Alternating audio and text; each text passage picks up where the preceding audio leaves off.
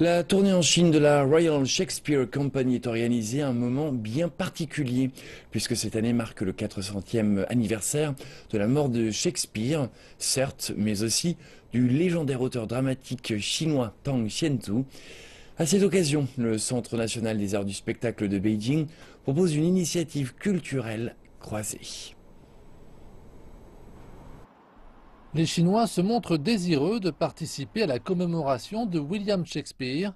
La tournée de la Royal Shakespeare Company comprend d'ailleurs 3 pièces de l'auteur britannique.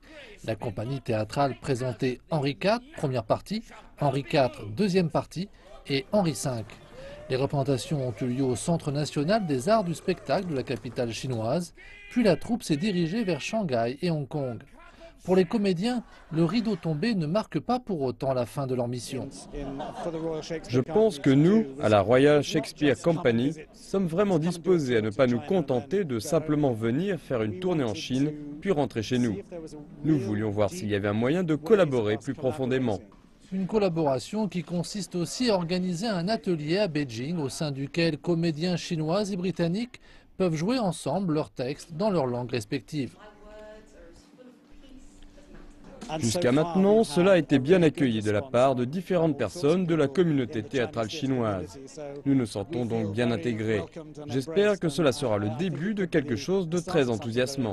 De plus, la Royal Shakespeare Company a mis sur pied une initiative culturelle d'1 an baptisée Un dialogue entre l'Est et l'Ouest, Shakespeare et Tang Xianzu. La pièce la plus représentative du dramaturge chinois, parfois appelé le Shakespeare de l'Orient, s'appelle Le Pavillon au pivoine ou Mudanting. Cette œuvre qui met en scène une intrigue amoureuse n'est pas sans rappeler l'esprit de Roméo et Juliette de Shakespeare.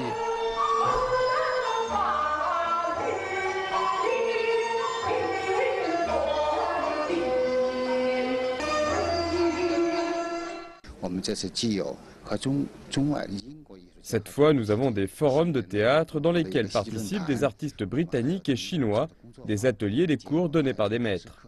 Nous souhaitons que ces activités diverses aident les participants à mieux comprendre Shakespeare et Tang Xianzu.